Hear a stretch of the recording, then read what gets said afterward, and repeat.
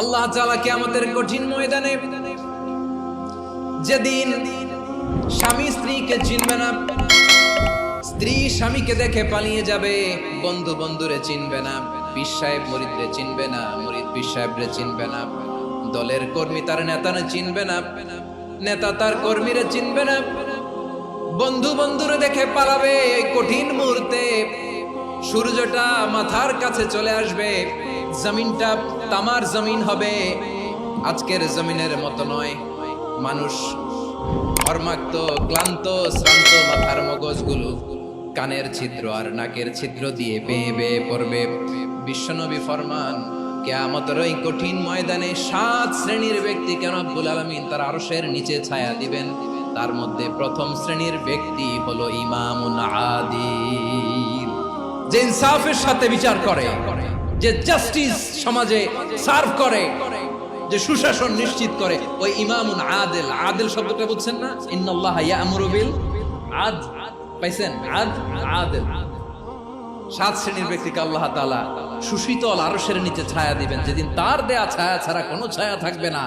এর প্রথম হচ্ছে ইমামুন আদিল, ন্যায়পরায়ণ শাসক। চিল্লায় বলেন সুবহানাল্লাহ। আবার বিশ্বনবী বললেন, ইন্নাল মুকসিতিনা ইনদাল্লাহি আলা মানাবিরা মিন নূর আন ইয়ামিনির রহমান। কিয়ামতের দিন যারা ন্যায়পরায়ণ হিসেবে আল্লাহর সামনে দাঁড়াবে, কিয়ামতের দিন রব্বুল আলামিন তার আরশের ডান দিকে ওই ন্যায়পরায়ণ লোকদের জন্য আরশের ডান দিকে একটা নূরের মিম্বারে তাদেরকে বসার সুযোগ করে দিবে। আল্লাহর আরশের ডান দিকে ন্যায়পরায়ণ লোকদের জন্য আল্লাহ তাআলা নূরের মিম্বার বানাবে। 4টে কেন কথা মনে করেছেন? আল আদাল, জাস্টিস, ইন্নাল্লাহা ইয়া'মুরু বিল আদল। আল্লাহ তাআলা এই আদালতের নির্দেশনা দেন, সুবিচার, সুশাসন। প্রিয় ভাইয়েরা, এটা আমরা বাংলাদেশে চাই কি চাই না? এই যে অরাজকতা, এই যে অন্যায়, এই যে জুলুম, এই যে ইনকনসিস্টেন্সি সমাজের অসঙ্গতির প্রধান কারণ জাস্টিস নাই, সুবিচার নাই, সুশাসন নাই। শেষবারের মতো আওয়াজ করে বলেন তো, আমরা বাংলাদেশে আদল চাই কি চাই না? তাহলে প্রথম নির্দেশনা শেষ, আল্লাহ তাআলা তোমাদেরকে আদলের আদেশ দেন। এরপরে আল্লাহ বললেন, আমি তোমাদেরকে ইহসানের আদেশ দেই। ইন্নাল্লাহা ইয়া'মুরু বিল আদলি ওয়াল ইহসান। আমি তোমাদেরকে যেমনি আদলের নির্দেশনা দেই, তেমনি ভাবে তোমাদেরকে ইহসানের নির্দেশনা দেই। ইহসান, আওয়াজ করে সবাই বলেন তো ইহসান। ইহসান মানে কারো প্রতি সফট হার্টেড হওয়া, মহানুভব হওয়া, অনুগ্রহ পরায়ণ হওয়া, অনুগ্রহশীল হওয়া, একে অপরের প্রতি দয়াদ্র হওয়া। একে অপরের প্রতি দয়াদ্র, অনুগ্রহশীল হওয়া ছাড়া মানবিক সমাজ কশিনকালেও গঠন করা সম্ভব না। প্রিয় ভাইয়েরা, সুন্দর আচরণ দিয়ে, ইহসান দিয়ে যা জয় করা যায়, নরম আচরণ দিয়ে যেটা অর্জন করা যায়, কঠোরতা দিয়ে সেটা পারা যায় না। বিষ্ণু ঈসা ইসলাম ইহসান দিয়ে, কোমল আচরণ দিয়ে, তার অনুগ্রহ দিয়ে তিনি অনেক কাফিরের হৃদয়কে জয় করে ফেলেছেন। সাইয়েদনা সুমামা ইবনে উসাল রাদিয়াল্লাহু তাআলা আনহুর কথা মনে পড়ে যায়। তিনি ছিলেন ইয়ামামার বাদশা। মদিনাতে বিশ্বনবীকে হত্যা করার নিয়তে এসেছিলেন, গোপনে গোপনে বিশ্বনবীকে হত্যা করে আবার ইয়ামামাতে তিনি ফিরে যাবেন। কিন্তু কি অবাক করা কাণ্ড, হত্যা করতে পারে নাই, সাহাবাদের হাতে তিনি ধরা পড়ে গেলেন। সাইয়েদনা সুমামা ইবনে উসাল রাদিয়াল্লাহু তাআলা আনহু হত্যার নিয়তে আসলেন, কিন্তু হত্যা করতে পারলেন না। সাহাবারা ওনাকে ধরে ফেললেন, ধরে মসজিদে নববীর পিলারের মধ্যে বেঁধে রাখলেন। সুমামা ইবনে উসাল, সিরাত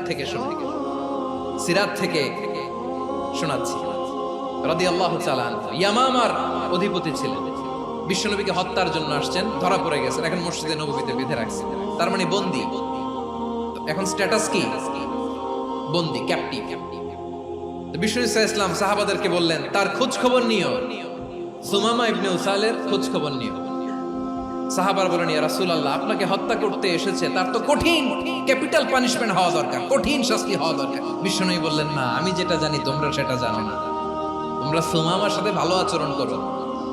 বিশ্বনবী সুমামার কাছে গেলেন। প্রথম দিন যে তিনি কালেমার দাওয়াত দিলেন, ইমানের দাওয়াত দিলেন, ইসলামের দাওয়াত দিলেন, রিসালাতের দাওয়াত দিলেন, আখিরাতের দাওয়াত দিলেন। পরের দিন যে বিশ্বনবী সালাতের দাওয়াত দিলেন, যাকাতের দাওয়াত দিলেন, ইসলাম কি, কিভাবে, কেমন করে পালন করতে হয় চমৎকার আর্টিকুলেট করতে শুরু করলেন। তন্ময় হয়ে সুমামা ইবনে উসাল রাদিয়াল্লাহু তাআলা আনহু বিশ্বনবীর কথাগুলো শুনতে আরম্ভ করলো। একদিন নয়, 2 দিন নয়, টানা 3 দিন বিশ্বনবী সুমামার কাছে ইসলামকে প্রেজেন্ট করেছেন, উপস্থাপন করেছেন। আওয়াজ করে বলেন, কয় দিন? 3 দিন। 3 দিন মসজিদে নববীতে বাধা। আর সাহাবীদেরকে বললেন, তার খোঁজ খবর নিও, তোমরা যে রুটি বানাও এর মধ্যে সবচেয়ে ভালো আটার রুটিটা তারে দিও, সবচেয়ে রিফাইন্ড খেজুর, যেটা পিওর খেজুর, এটা তারে দিও। আর বিশ্বনবী নিজের উট থেকে দুধ দহন করে ওনার বাড়ির এক কর্মচারীকে বলেছেন, দুধ দহন করে সুমামার জন্য নিয়ে যে। সুবহানাল্লাহ পড়বেন না? সবাই তো অবাক, ইয়ামামা থেকে আসছে নবীকে হত্যা করতে, বিশ্বনবী দেখে তারে জামাই আদর করে। একদিন নয়, 2 দিন নয়, টানা 3 দিন বিশ্বনবী এভাবে সুমামার কাছে যেয়ে যে ইসলামকে প্রেজেন্ট করতে আরম্ভ করলেন, ইসলামকে উপস্থাপন করতে শুরু করলেন। আর তাকে চমৎকার এন্টারটেইনমেন্ট, আপ্যায়ন দিতে আরম্ভ করলেন। টানা 3 দিন যখন ইসলামের দ্য বিউটিজ অফ ইসলাম, ইসলামের সুমহান বাণী, সৌন্দর্য তার কাছে উপস্থাপন শেষ, তাকে আপ্যায়ন শেষ, বিশ্বনবী বললেন সাহাবাদেরকে, যাও এবার সুমামার হাতের পায়ের রশি দুটো খুলে দাও। সাহাবারা তর্ক জুড়ে দিলেন, লা ইয়া রাসূলুল্লাহ, এমনটা করবেন না তো, ভয়ঙ্কর ভয়ঙ্কর খুনি, কি জানি কি হয়ে যায়। বিশ্বনবী বললেন, না, তার হাতে পায়ের রশিগুলো খুলে দাও। সাহাবারা বিশ্বনবীর কথা মতো তার হাতে পায়ের রশিগুলো খুলে দিল। সুমামা মুহূর্তের মধ্যে মসজিদে নববী থেকে বের হয়, ইয়ামামায় ফিরে না যে মসজিদে নববীর পাশে একটা খেজুর বাগান ছিল, সেখানে চলে গেলেন। সেখানে একটা ছোট্ট কুয়া ছিল, কুয়ার পানি দিয়ে তিনি গোসল করলেন। সুবহানাল্লাহ পড়েন।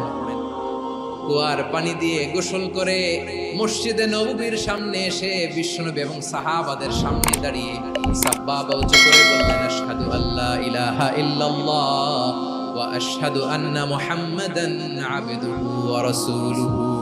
আমি সাক্ষ্য দিচ্ছি আল্লাহ ছাড়া কোনো ইলাহ নাই, আর মুহাম্মদ আল্লাহ তাআলার প্রেরিত বান্দা এবং রাসূল।